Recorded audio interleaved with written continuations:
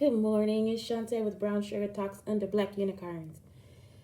Okay, the more I go into my own story, it is completely freaking nuts. Like, if I just take time and look at all the cases, all the times I've been to the police, and how many times they haven't helped me, I don't know what to say. Um, it started when the guy was like telling me too that I was acting. So I guess the guy that was abusing me in Texas, he was the one, Marcus Boyd, he was the one that would tell me that I was acting. I did not know that he had information from that they had already started making records of me at the school. I guess it was what they got, the historian, the alpha historian, or who they have, the sigma historian, keeping records of the stuff they would say to me, the abuse, all kinds of stuff, the sex, whatever it was. They would keep records of it. For what reason, I do not know. Okay. So this started before I was in school. All right. I mean, before I left Illinois. So now I'm leaving Illinois. I'm in Texas, right? Somehow Marcus gets a hold of whatever that was. This man would actually beat me, abuse me, and then would say I was acting. Okay, so after I go from Texas to Cahokia, my mom was upset with me. She's like, "You gotta stop. You better stop it." I'm like, "I'm not doing anything. I didn't know what was going on. I had no clue." So I guess at that point, Latron Davis must have had something because he was acting strange too. Okay, so all these men are just passing around some kind of form, something, whatever. The thing is that most of the stuff that they saying is from my actual classroom. Like, it's actually me being phrases from me teaching inside of my classroom, and most of them are jokes. Okay, so once I break up with him, whatever. He even tried to whoop my son so my son could go to sleep. So me and him, that was the worst one. He tried to whoop my son so my son can go to sleep so me and him can have sex. That don't make sense to me. So then it was what's his name? The guy from Centerville, I forget, Tyrone. Tyrone was acting crazy. The school was acting crazy. And I'm telling you, this stuff is just, it's just phrases that I use inside the classroom, unless they still have the rape and the abuse. Okay, so then after that, and I remember Tyrone saying something about a dark room, and I was like, "Yeah, I need it for pictures." Let me tell y'all the level I'm at. He talking about a dark room about sex. I didn't even know. I thought he was talking about pictures. That's how much I didn't know. You see what I'm saying? Like, I'm still up here, they down here on some pussy type shit. Okay, so now I get to St. Louis or whatever. I get to the school. I'm still at the Confluence School, and then that's when the Alpha guy comes up there to say who I was. He pointed it out to some man or whatever. Okay.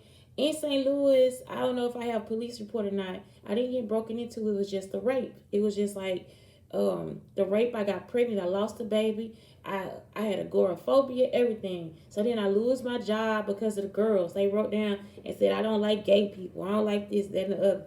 It's not true. That's just not me.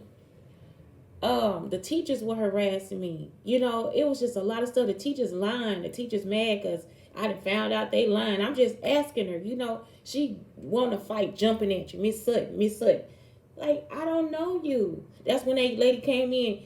I guess I'll give these flowers to my friend. I'm like, I don't know y'all.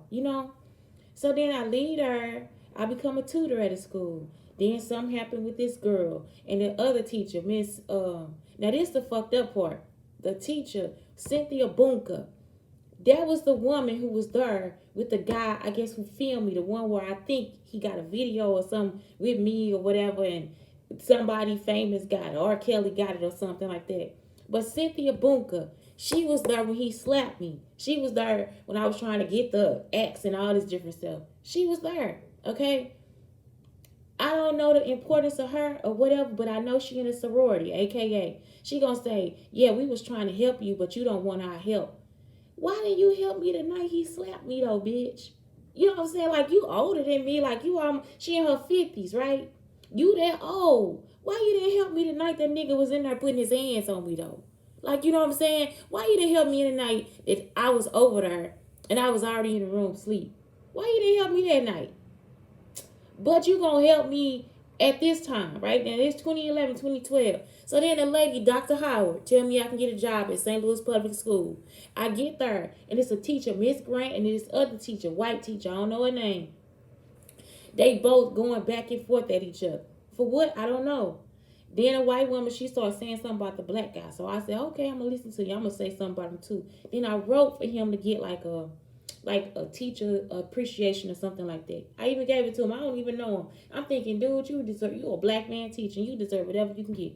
So next, he win. I leave the school because the lady Grant, she acting strange. And my friend Jack keep calling me about some dumb shit. Like, Shantae, they don't sound right. This ain't right. I'm like, did y'all know I just lost a baby and had agoraphobia? And, so that December, that's when I started having anxiety. I kept calling the hotline in my truck. I had a black truck, okay? I keep calling this hotline, the crisis hotline, going crazy. You hear me? Going fucking crazy because I don't know what's going on. I even told the principal because her husband was a cop.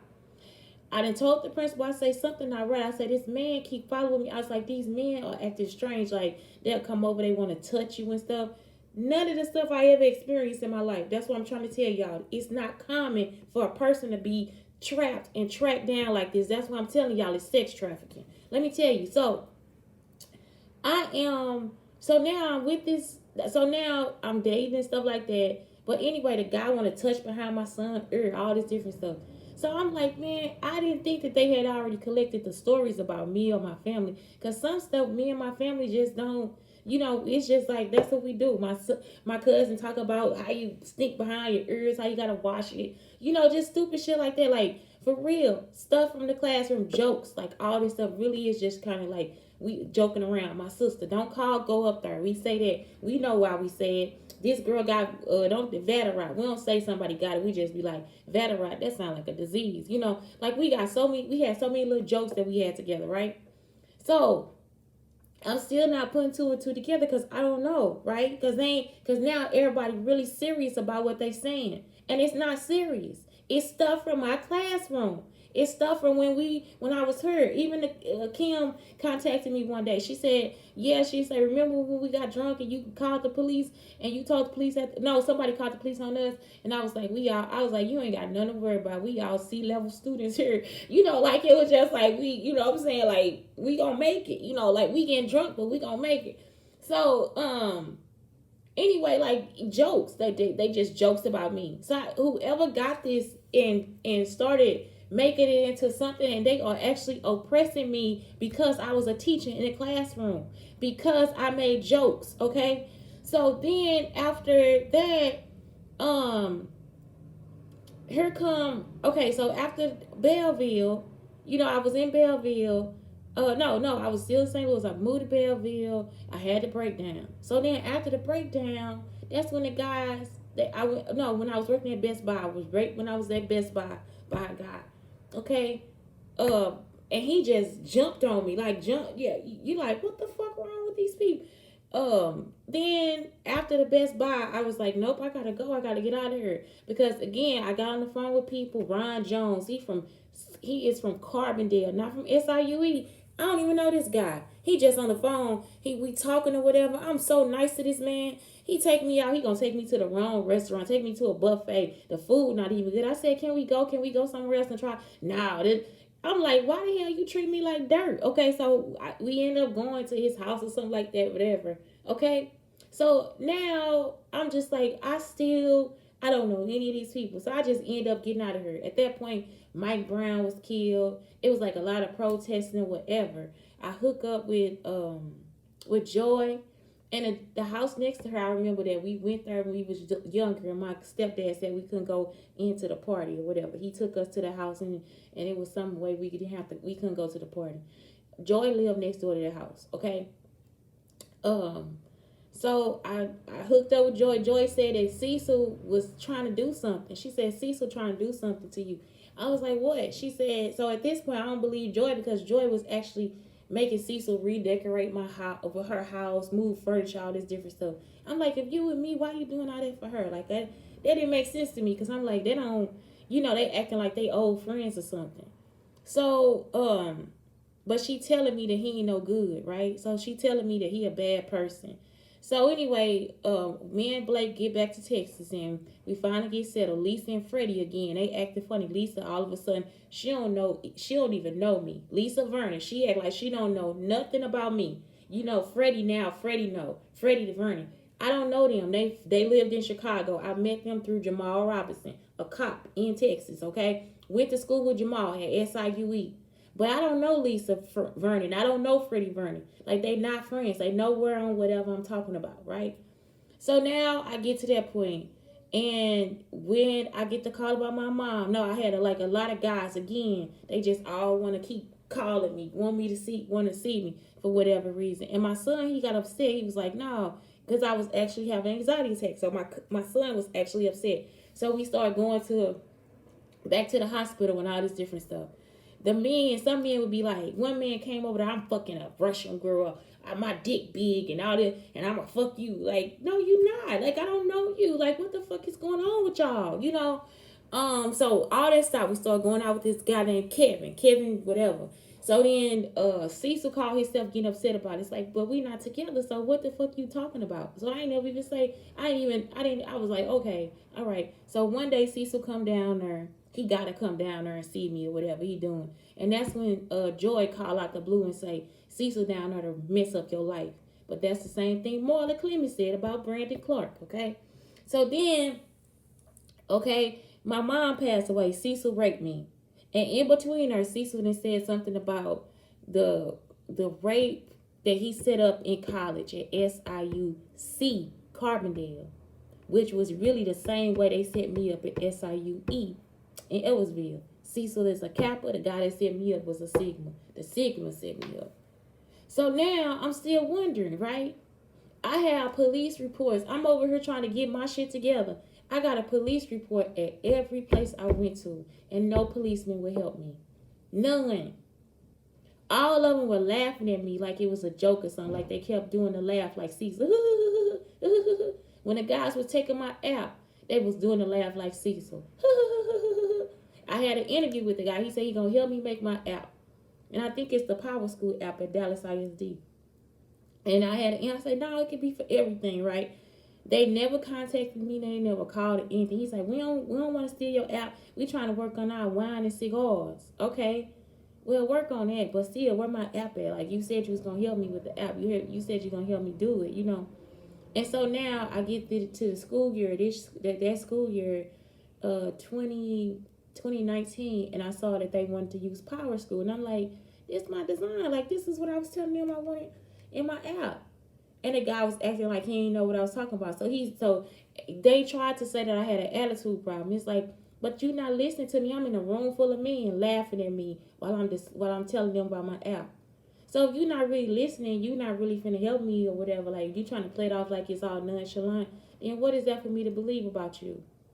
So again, you see what I'm saying? The whole time, all I've been doing is trying to push and get done, and still, even after they raped me, I'm still moving on, trying to get through whatever I gotta get through. And they continuously keep following me to rape me and steal my ideas. It's not a joke. I'm telling you, I have every city that I stayed in or walked through, or even Springfield, Illinois, I actually had to call the police because that guy was there trying to follow us. They know how to send the people and what they look like and stuff like that to trigger me. So it'd be like they're saying, because Brandon Clark is a big trigger for me because he stole a lot of stuff. And he was wrong. His information was wrong. It was all incorrect. Okay? So he knew about the abuse papers. But like I said, now the courthouse is trying to say they don't even have the abuse papers. How would Brandon Clark know that the guy was supposed to stay away from me? He told the cop, he said, tell her that if anything happened to me, that if she don't stay away from me, no, he said if anything happened to me, she going to jail, something like that. That's what the judge told Marcus Boyd when we was in court. So I'm like, why would Brandon Clark know that? And now the Dallas, Texas people can't find the courthouse papers or whatever. Or when we went to court, it said that he didn't have any charges, but at least they should have the court date. So she said, well, I can't look it up by your name because you don't have a record. I said, but still, we had a court date, right? So you mean to tell me that as a victim, you're not gonna keep none of the records? I don't care if I accused him or not. Somebody got to keep something, whether it went through or not. Don't somebody have to keep something? And how would Brandon Clark know? And for a long time, it was public record. I would look up my name, and the court papers would come up. Now I look up my name, and nothing comes up. None of the court papers. I look up my show name, though. My show don't even come up. I look up Shantae Schuler. That's when my show come up. It's something strange that's going on. Even here, I'm telling the police. I'm continuously telling the police what's going on. Y'all, I called the crisis center. The woman told me I was down here asking her for money. Let me tell you something. It was some millionaires. They found out that she won the lottery. They found out her sons was raping women. I was in Texas when they found out. I think people got paid out because it was like a lawsuit. I was one of the women. I was probably one of the first women that was recorded and raped. Okay? I ain't never told these people. I ain't never turned them in. I ain't never asked for no fucking money. I ain't never said nothing to them. So when I went down to the rehabilitation center, this woman gonna say, well, we can't give you no money if you ain't. I ain't never said nothing about getting no money. I've been working the whole time trying to do what I have to do. So I don't understand what's really going on. I don't know what's going on. These people have all this stuff, and they just keep picking from different stuff and telling me stuff. And ain't none of it got nothing to do with none of them. I don't know what y'all had compiled. I don't know who you got chasing after me, but that wasn't the reason for none of it. It was supposed to be a light, jovial thing. Like I was supposed to call Joel or whatever. They didn't put listening devices and actually recorded my whole nervous breakdown. Then you record the entire nervous breakdown. So now you got people on Instagram giving me little sound bites from my nervous breakdown. The last one was the guy who got the watermelon, Robert Downey something. Or Rick, I don't know his name. He a gay vegan or something like that. He talking about, well, stop the tape. I'm going to stop this. I'm going to stop the tape. I'm going to stop it. I'm going to stop the tape. I'm going to stop. I was saying that because I didn't know what was going on. I'm in my apartment screaming it. After I'm going through agoraphobia, trying to baptize my child. I remember all the stuff I was going through, in my head that I was going through. I'm praying. I'm trying to get whatever off me, all this different stuff. I am telling y'all, these people are actually trying to really record us. Eavesdropping is actually seriously illegal in Illinois. It is actually not. I have to be the person that is saying that I want to be recorded. It has to be. It's a two-way thing because they were actually recording the police station, the people at the police station too, to see if they could get information about when they was gonna come pick people up. So now I call the crisis hotline. They keep trying to tell me stuff. One woman, when I called the Dallas thing, she gonna say, "Get that out your head. That's the devil talking. This, that, and the other." I'm like, who told her that? Cause ain't nobody never told me that. Did some guy tell you that after he molested you or raped you? Like what? When was that told to you? I'm asking. Then when they have even taken students' names, names of streets. Anything that's connected to where I've been, they actually find the people with these last names and then like give it out to other people. That's not how far this was supposed to go. So they making content from my nervous breakdown. They making content from following us in the store. They done stole everything from off of my computer. They are actually making content from the stuff that they taking from me. And these people are still doing it like it's legal. Everything I put in that letter was illegal. All of it. They've been using my school design to say that now I'm at home school. So now they can get information from my home school. So that's why they want to follow me. It ain't no way that these people should have put listening devices anywhere. Because if you already had, if my sister told you a joke and me and her shared the joke, then I would just call my sister and just tell her, "Oh, hi, how you doing? You feel good today?" If me and my friend shared a joke, I could just call my friend and told my friend. But they started following and listening to me and have not stopped. Like I actually did something to these people. Like I'm actually a criminal or something. And now here in Alton, Illinois, they are actually trying to criminalize me. And this is things from a classroom. So the guy, me and my sisters got this thing where we say, don't call, go up there. We know our joke, okay? We know the joke. We know where the joke came from. I'm trying to get the police reports or make police reports about the people following us. They keep trying to make it out like it's something cute. After I done been raped, after I have put in so many police reports, it ain't cute no more. Ain't nothing no joke no more, because y'all took that and y'all used it against me. The rapists actually used that to rape me. The people actually use that stuff to rape me. And I'm telling y'all, I got anxiety. I got records of the anxiety. I got records of going to counselors, all this different stuff. And you mean to tell me y'all still sitting up here, y'all, they'll take the rape as a joke, but then take the jokes like they serious. You see what I'm saying? You're going to take the rape as a joke and the joke like it's serious. The breakdown as a joke, but the joke like it's serious. And I'm telling you, they are actually oppressing my life, me and my son. Like, I go to my son's school to try to get him help at his school. I end up, the teacher gonna walked up on me. And because I was telling her my son got upset with the teacher or something like that. He said he didn't feel like he was getting help or whatever. I said, okay, so the teacher walk up on me and go say, are you gonna teach me how to teach? And I said, no. I was like, what's going on? Like, I'm seriously taken aback. I said, I haven't done anything. I said, all I'm doing is telling you why he was upset. The lady actually still wanted to sort of like bully me about it. Anyway, so now I call my landlord too. Why does the light go off when they just installed this man's AC unit? Why does my light go off when they AC come on? That don't make sense to me either. Anyway, it's Shantae Brown Sugar Talk on the Black Unicorns. I'm telling y'all everything because I'm telling you, they are actually after me. And I haven't done anything to any of these people. They've been robbing me blind all through my anxiety attacks. Because at that point, I'm high. I got to go to the hospital. Something going on. My son been trying to help me. All this different stuff. They've been lying. Using all these men. Man, I haven't done anything to these people. I'm telling y'all, please. It's not true. Whatever y'all thinking, that's not what was going on. That is not what was going on. Y'all can have the saying, the data, whatever. That's not what was going on at all.